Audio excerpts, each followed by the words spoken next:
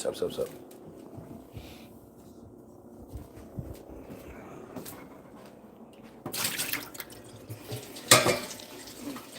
I was out of the loop yesterday. We did our Thanksgiving yesterday. Like our real Thanksgiving yesterday. Brother-in-law normally does the Thanksgiving, had to cancel last minute because his kid got sick. So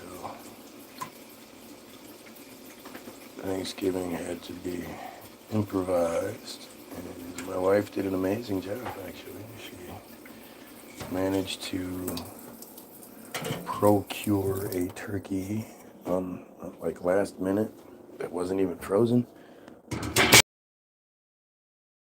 which my father-in-law decided he for some fucking reason. Look, do all the experimenting you want any other time of the year. When it's Thanksgiving, make Thanksgiving, goddammit. Make an oven roasted turkey. Make this, that, and the other. Just make it right, that's all. Why are people so stupid?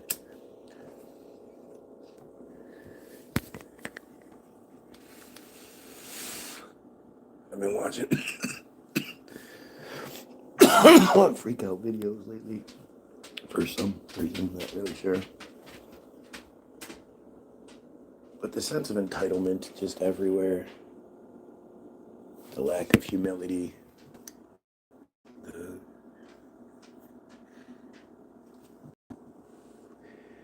the insanity. I mean, it's pretty fucking crazy how crazy we are at this point in the journey. I mean, I hate it, man. I hate what's been done to black people. I really do. And I say that in like a loose way. It's kind of loose because, what's like,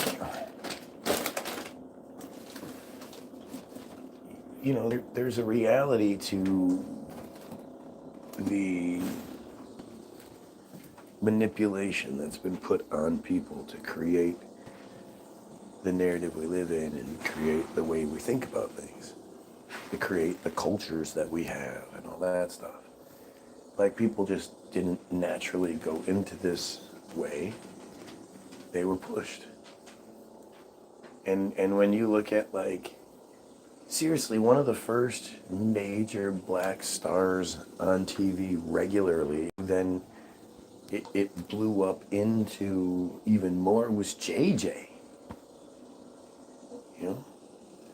To think that JJ influenced anybody to be more like him is shocking and fucking weird and, is awful. I look at JJ and I see the old Jim Crow picture of like the tar baby with the hair all, like the exact, like they picked JJ because they liked laughing at him. But at the same time, like, I really do pay a lot of attention to a lot of the background shit going on when I'm watching TV or, looking at paintings or whatever it is. And to me, the background of the painting is always super interesting. But one of the things that is just as crazy about watching Good Times is the audience.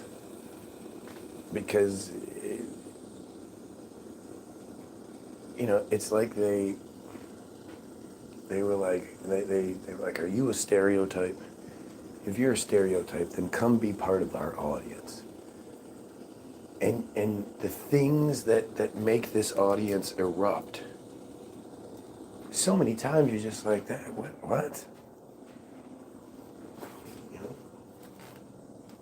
Every time JJ says something about, you want to do it right, make sure you do it with Kid Dynamite.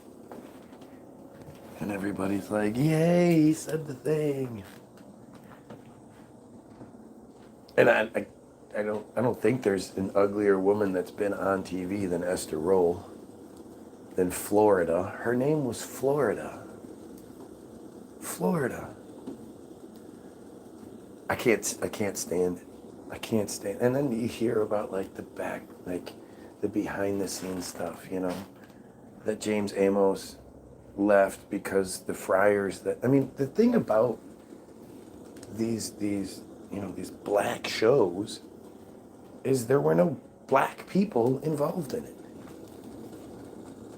Norman Lear is credited as being this genius because he took a bunch of TV shows that were successful in the UK and made American versions out of them. He didn't even create anything. And imagine if you were given that power, right? If you were like, all right, he was like, all right, watch this British TV stuff, figure out what the biggest hits are, or here's the biggest hit in the UK right now. What I want you to do is adapt it for American television. So basically, come up with a setting and then pick all the characters. And I mean, who couldn't do that? You couldn't do that?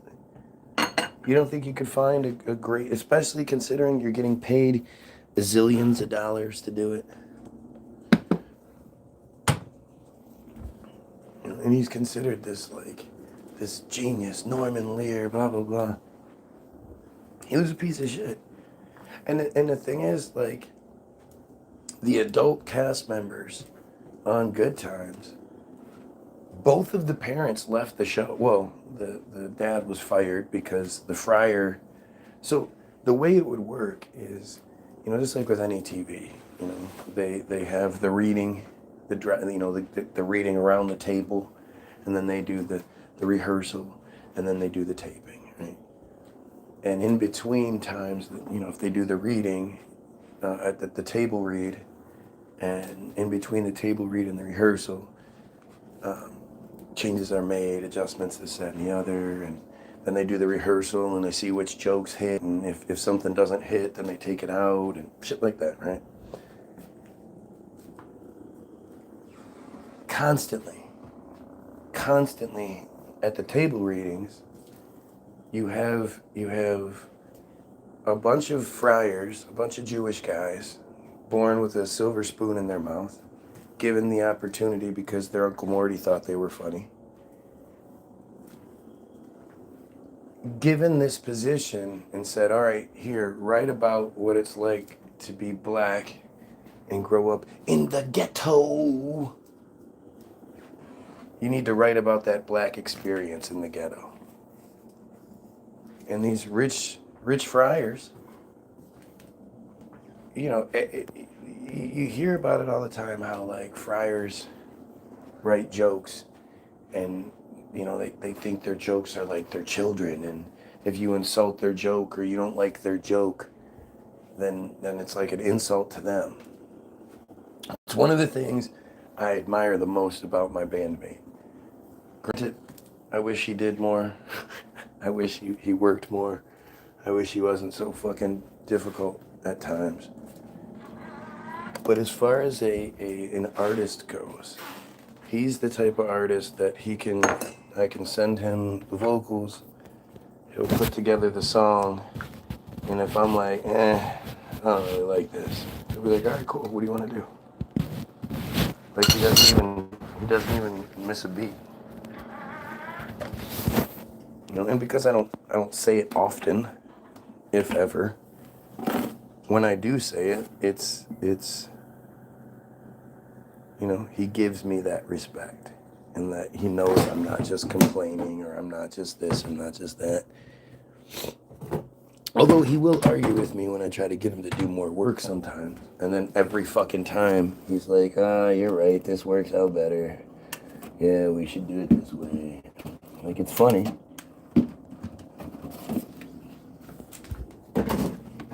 But like with them, everything they do is so entitled because the mother told them how handsome they are every day, and everybody around them tells them how funny they are, and their ass is kissed by everybody that they know outside of, like, but the power that you wield, being a Hollywood person, it's not just because you're on TV and people admire that. It's because you have the power to change their lives. You could say, hey, director person, I know this great funny guy with this great person, we should use him in something. And they can change your life. You know that the show Facts of Life. So it's one of these things where, what the fuck is her name? Oh, why can't I think of her name right now?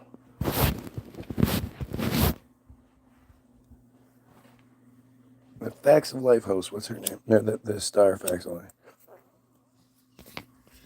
Not Mrs. Garrett, but the actress that played Edna.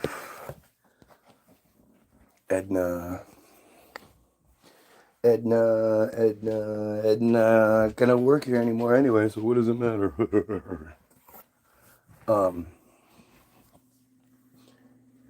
Anyway, she is one of these extremely powerful friars. Must belong to a powerful family. There's something there. She didn't have this huge range, Oh, girls. She played that character in just about everything. And if you look back at her history, there's her first role was as a housewife in a shower. And the narrator guy is telling her the benefits of natural gas heating as opposed to coal heating. I'm not sure, remember what it was, but it's supposed to be a commercial, but it's like really long, and it's not funny, and it's sort of cheesy, uncomfortable. Shut it up. And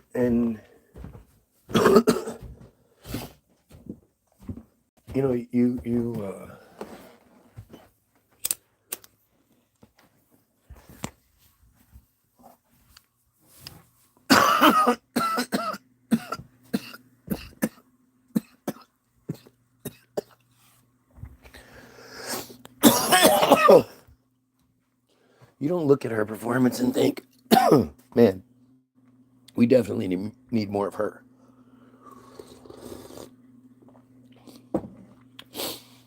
But she was given like multiple opportunities throughout life where she would just be given these positions. And the Facts of Life began with, I'm out of breath. On Different Strokes, she was the nanny. And apparently she appealed so much that she was given, hey, we want to make a show about you. And she was like, oh, well, I have this idea about this, prep school girls living in a house and just this situation that none of us experience. I guarantee you, nobody that watches me was ever sent to boarding school. And when I was a kid, I thought boarding school was a bad thing. I thought that was like a punishment. I didn't realize that's where the rich people dumped their kids off. And so, in order to do this show, she went around and visited schools and all this stuff. The one character, Mindy Cohen, Natalie, was actually a girl at one of the schools she visited that she befriended. What do you think this young Jewish girl and this old Jewish lady, what do you think they connected on? And so because of that connection, she was like, oh, we have to have her in the show. I'm going to create a whole new character for the show. Add a whole bunch of budget, all this other shit. And of course, you know, the rest is history. Natalie. But like that's you know, that happens to people, right? That's how it works for people. You actually don't really hear about that anymore, do you? When was the last time you heard about somebody getting discovered in real life? Last one I can think of is Charlize Theron, who was apparently discovered while arguing with somebody at a grocery store.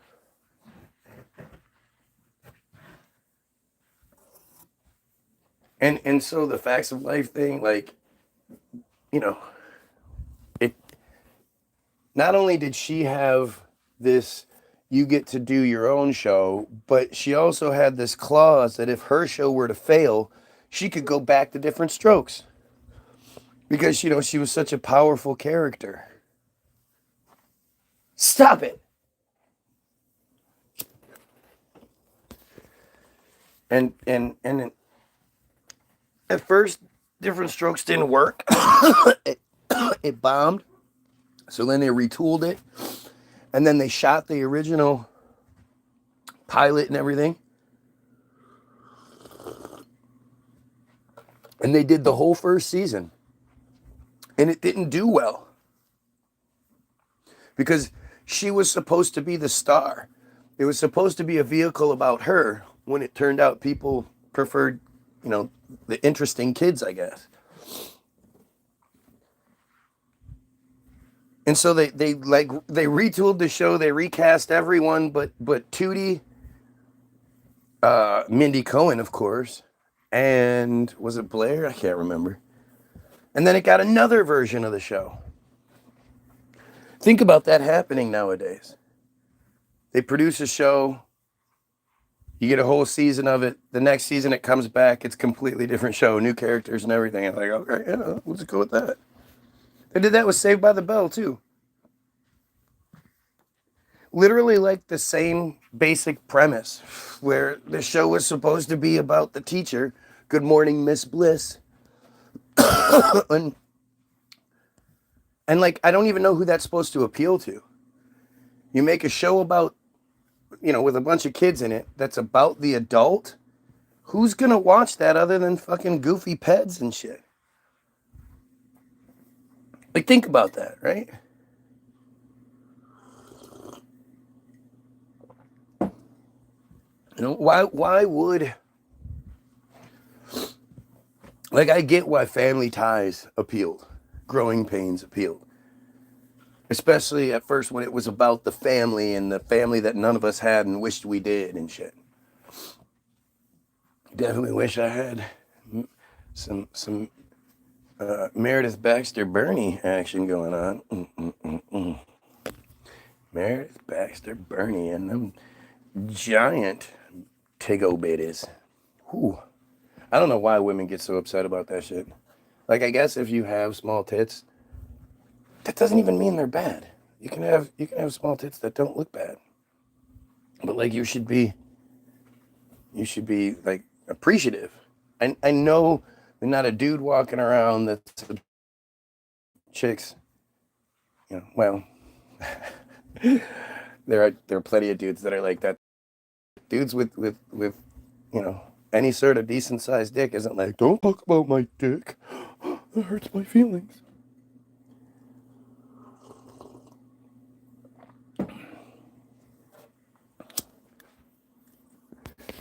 Did we not have comments today? I don't.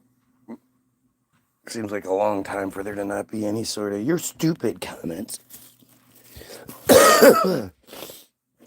It's funny. I'm never like shocked by the lack of support comments. I'm much more shocked by the lack of shit talk comments. And by the way, if you're watching, like, share, sub, help the fuck out. Appreciate it. It does work, I guess. I don't know. That's what they say. You know, the more people like this video and share this video and sub to this channel, the more people will see this shit, apparently. Although it does not seem to work that way, because look at my feed. The more likes and shares and subs that I got, the less people I was allowed were allowed to see me. But whatever. That's just me being a crazy kook conspiracy theorist. So what do I know? Go against what I'm saying and share the shit out of this. Ouch. It takes a lot to get things right when you're learning the facts of life. So weird, man. As an adult, the last thing I want to watch is a show about kids. Although, well, no, because I watched like Love Boat and Mama's Family and Good Times to a degree, but that's because it's in this one window. But Sanford and Son, like I don't like watching the shows about the kids as much. The Bradys and shit. I mean, to me, I don't even watch TV for entertainment purposes, really. I watch TV as like a study, like I'm studying the past. And it's just fascinating to me to see, I know TV is an exaggerated version of what things might have been like. But at the same time, there's a lot of reality to it. And it's the society that allowed that show to be on is fascinating to me. Like when you just look at like, the whole chosen aspect of things. This isn't a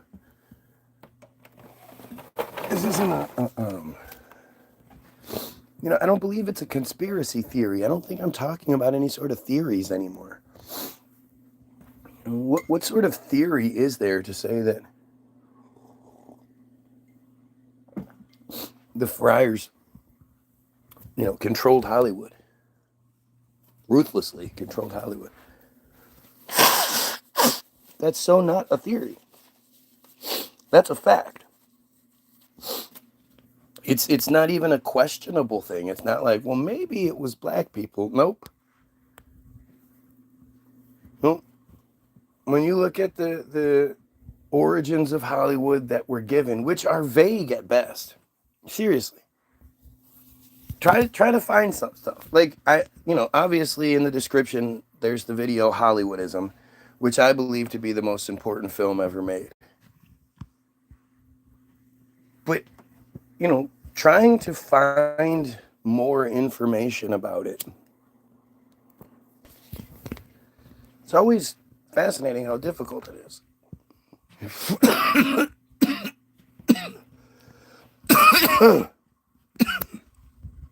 Almost like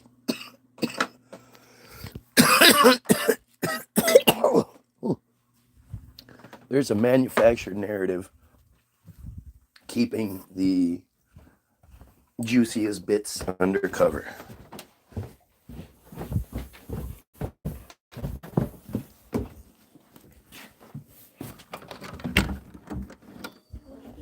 Morning, buttface.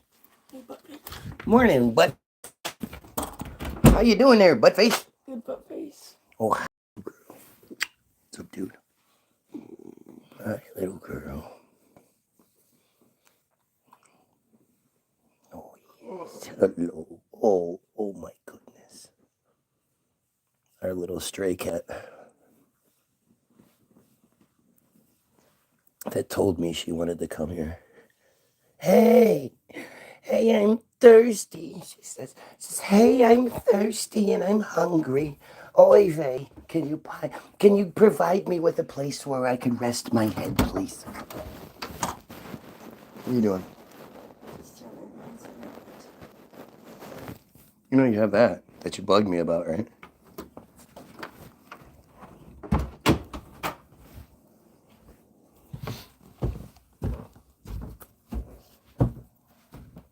Let's see.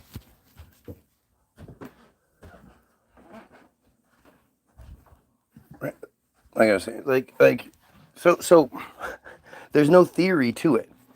If you just go look, if you watch Hollywoodism,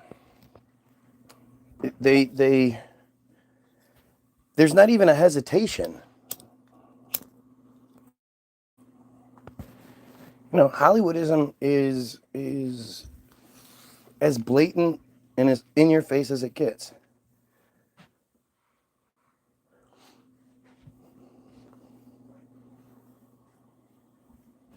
Hollywoodism. Let's see, does it have? It has a... How Jewish producers help transform the Hollywood movie industry with profiles of studio founders Louis B. Mayer and others, and a look at the films created in its golden age. It's actually called An Empire of Their Own, How Jews Invented Hollywood. So does that sound like by Neil Gabler? Gabler. So does that sound like some sort of conspiracy theory?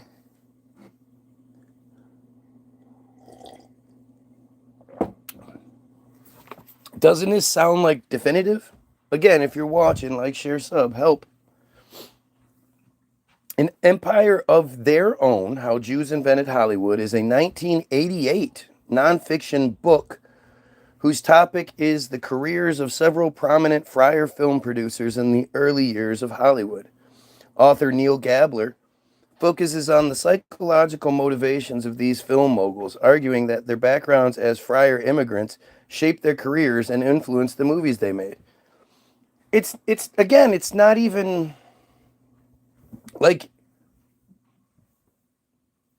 the fact that it's presented that way is part of the ruse, right? Like, it, of course, your background influences how you exist to this day. Like, even if you were, you grew up in a really abusive house, that doesn't mean you're abusive. That means you're sensitive to abuse. And you're probably going to make stuff that is also sensitive to abuse. And so this whole that, oh, well, that their background as friar immigrants shaped their careers and influenced the movies. Of course it did. Let's see who Neil Gabler is. Is an American journalist, writer, and film critic. This is him in 2017. What do we think? What is the likelihood that he's friar? Of course, we don't know. There's no... Starts with education, graduated from Lane Tech High School in Chicago, Illinois, class of 67, and was inducted into the National Honor Society. He graduated summa cum laude from the University of Michigan and holds advanced degrees in both film and American culture. A degree in American culture. Interesting how there's nothing like about him.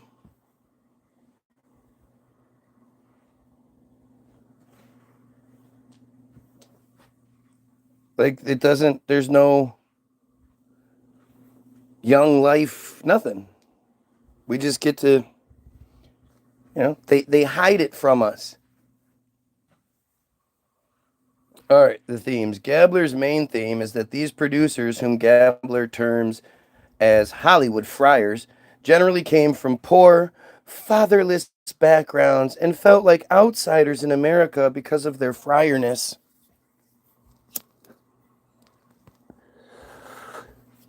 Which is always just so...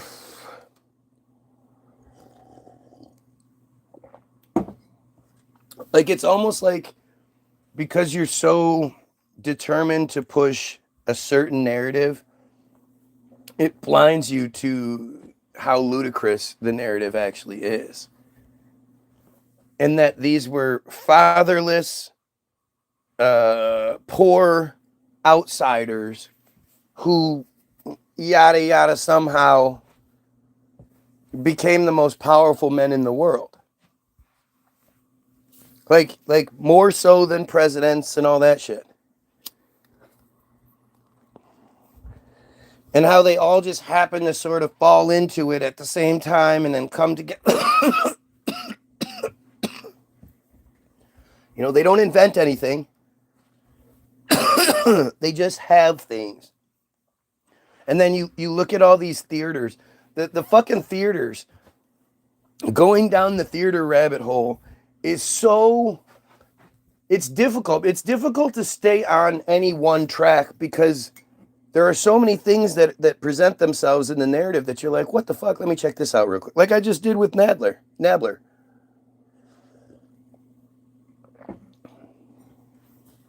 No. Where you go, oh wait, this is blue. Let me check this out. And it just keeps taking. But when you just go through the history of the theaters that existed and how like one man designed a good majority of them and somehow built them, sometimes 2 and 3 a year in different places all over. And it just, and these buildings are just gigantic. And where did this guy learn his shit? We don't know. We'll do that in a minute. In Hollywood, these producers were able to run their own industry, assimilate into American mainstream, and produce movies that fulfilled their vision of the American dream. Like it's just such a weird way of putting it. Putting it in this way, it just yada yadas. It goes from, fatherless outsiders to the very next sentences. They were able to run their own industry, assimilate into the American mainstream, and produce movies that fulfilled their vision of American dream. Like it just switches. In an interview with the LA Times, Gabler speaks about the title of the book and American Dream. They had a hunger for assimilation. Okay, let's see what assimilation means. Because to me, assimilation means, you blend into society and you become part of society. Are they saying that they made society become part of them? Is that what we're seeing here? Assimilation is the process of becoming similar to something else. So it's kind of like anti-Semitism, right? Or blood libel, where it has this meaning, but because they hijack it and they use it the way they want to use it, it changes the meaning. So assimilation is not to become like something else. It's to make the something else become like them. Because they weren't trying to change their beliefs. They weren't trying to change their way of life. They weren't trying to assimilate into society. They were trying to assimilate society. Like, that's why there are so many movies about, like, the Krang the Conquerors coming and shooting people with a ray that turns them into a version of him. That's who they are. That's what this is about. It's just presented in a way that we're supposed to be too stupid to see. We're just dumb goyim, so we're not supposed to see it for what it is. We're supposed to see it for what they tell us it is. In the face of resistance and exclusion, quote, these friars could simply create a new country, an empire of their own, so to speak, an America where fathers were strong, families stable, people attractive, resilient, resourceful, and decent. The 20th century American dream was to a considerable degree depicted and defined by Hollywood. Do you understand? Do you understand? So when I tell you that they created your George Washingtons, and like the reason why you believe history is what it is because of this. They influenced the powers that be that write the history books. I mean, just look at Maxwell. Robert Maxwell was a media mogul, a publishing mogul who specialized in educational books, in textbooks, the books used in schools.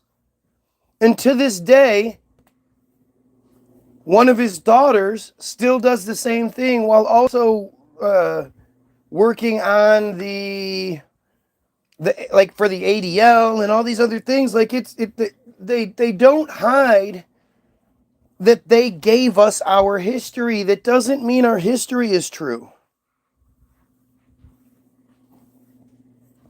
So clearly the comment section doesn't work today.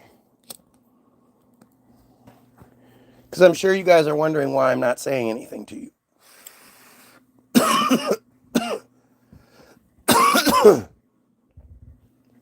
How many people do you know that when they go live, the comment section doesn't work for them? For them, you guys can still make comments.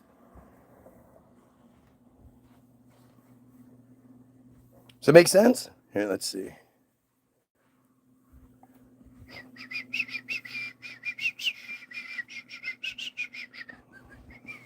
Yep, there's lots of comments.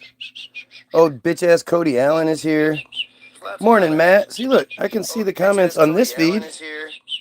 Morning, Matt. See, look, I can see the comments on this feed. Morning, Matt. See, look, Open-minded just said hi, mate. So ask yourself, how does that work? Let's reset, and we'll talk about it. Go get all the links in the description. Pedophile scary stuff. This is only like the second or third time it's happened from the beginning. But interesting, don't you?